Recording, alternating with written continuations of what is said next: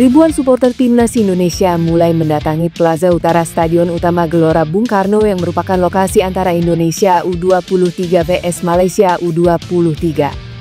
Mereka datang dengan penuh antusias dan harapan agar skuad asuhan Gerald van den Burg bisa meraih kemenangan. Supporter tiba di lokasi sekitar pukul 14.00 WIB. Mereka datang dengan yel-yel yang membuat suasana nobar makin meriah dengan menabuh drum. Pertandingan akan dimulai pada pukul 20.00 WIB.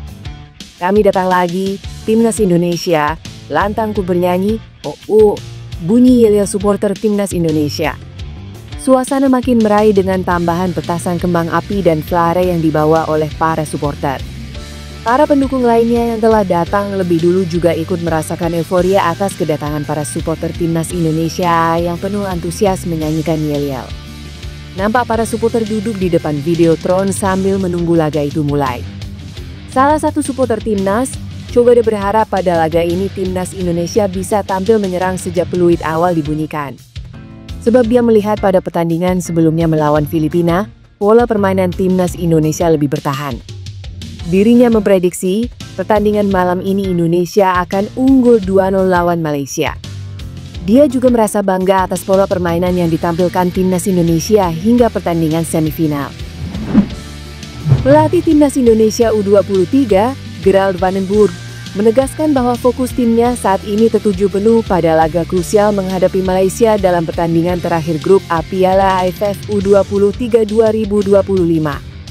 Laga ini akan digelar di Stadion Utama Gelora Bung Karno, Jakarta pada Senin, 21 Juli 2025 pukul 20.00 WIB.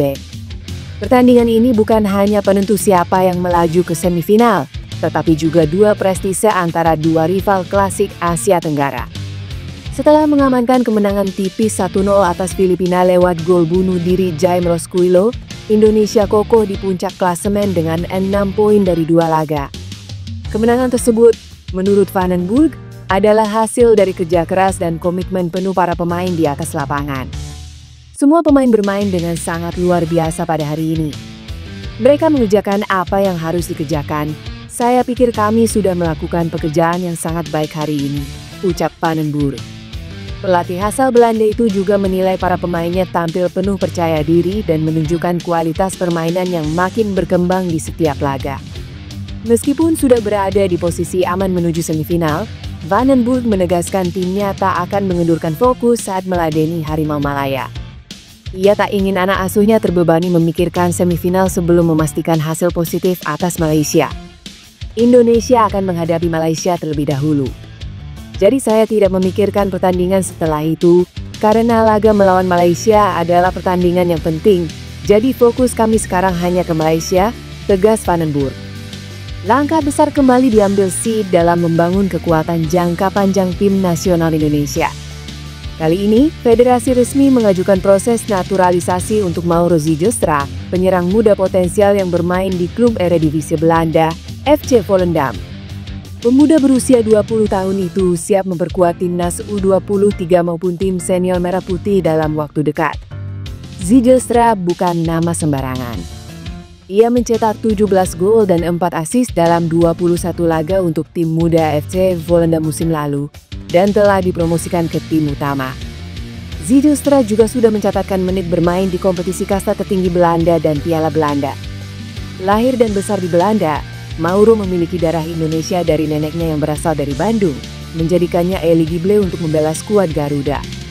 Ketua Umum SI Erick Thohir mengonfirmasi bahwa dokumen naturalisasi Zijlstra telah diajukan secara resmi ke Kemenpora dan kini tengah berproses menuju Kementerian Hukum sebelum dilanjutkan ke DPR RI dan Presiden RI.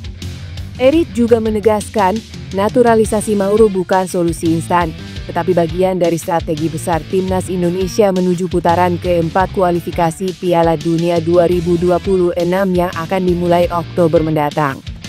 Kehadiran Zijlstra diyakini mampu memberi opsi tambahan di lini depan timnas, terlebih bila cedera menghantam pemain inti. Dengan gaya main modern dan naluri gol tinggi, Zijlstra bisa menjadi solusi di tengah terbatasnya stok striker lokal berkualitas. Selain Mauro, Si juga memproses naturalisasi 3 pemain keturunan untuk timnas putri, yakni Isabel Kopp, Isabelle Noctet, dan Pauline van de Poel. Miliano Jonathans, pemain keturunan yang santer diberitakan akan dinaturalisasi bersama Mauro Zigestra. Nama Miliano Jonathans kembali mengudara setelah dirinya disebut-sebut akan jadi penyerang tambahan timnas Indonesia untuk ronde keempat kualifikasi Piala Dunia 2026 zona Asia. Winger milik FC Utrecht ini menjadi perbincangan seiring pernyataan dari Ketua Umum SI, Erick Thohir, yang menyebut pihaknya akan menaturalisasi dua penyerang untuk timnas Indonesia. Jonathans memang sudah lama mengaku terbuka membela timnas Indonesia. Apalagi dirinya mengaku akan mengambil keputusan untuk dinaturalisasi usai musim 2024-2025 berakhir. Nama Miliano Jonathans sendiri melejit di kalangan pendukung timnas Indonesia saat dirinya diwawancarai Transfermarkt. Dalam wawancara itu, Miliano mengaku dirinya memiliki darah Indonesia dari ayahnya yang memiliki keluarga di Depok. Kehadiran Miliano jelas akan menjadi tambahan penting bagi lini depan tim Garuda yang membutuhkan pemain kreatif dan pemain yang punya insting mencetak gol. Kebetulan, Miliano punya catatan apik di musim 2024-2025 kemarin, di mana ia berhasil membuat 11 gol dan 4 assist dari 31 penampilan bagi Vitesse Arnhem dan FC Utrecht. Pelatih timnas Malaysia U23, Nafouzi Zain, berbicara mengenai kekuatan timnas Indonesia jelang bentrokan di laga pamungkas grup. Seperti diketahui, timnas Indonesia U23 akan menghadapi Malaysia pada matchday terakhir grup A yang berlangsung di Stadion Utama Gelora Bung Karno, Jakarta pada Senin 21 Juli 2025 malam WIB. Jelang laga melawan timnas Indonesia U23, Nafouzi Zain secara terbuka mengakui keunggulan kualitas pemain skuad Garuda Muda.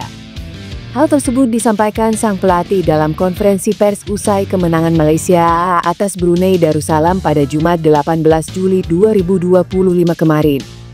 Nafouzi menyatakan bahwa meski Indonesia tidak menjalani laga uji coba sebelum turnamen, kualitas individu para pemainnya tetap unggul jauh dibanding skuad Harimau Muda. Kita tahu Indonesia tidak menjalani uji coba, tapi secara kualitas pemain mereka jelas lebih baik. Jarak kualitas dengan pemain kami cukup signifikan, ujarnya. Menurut pelatih berusia 46 tahun itu, sebagian besar pemain Garuda Muda sudah matang. Rutin bermain di kompetisi domestik seperti Liga 1 dan Liga 2 menjadikan mereka tim yang lebih siap dan berpengalaman. Tak hanya soal kualitas, Nafouzi juga menyoroti faktor non-teknis yang bisa menjadi keunggulan Indonesia.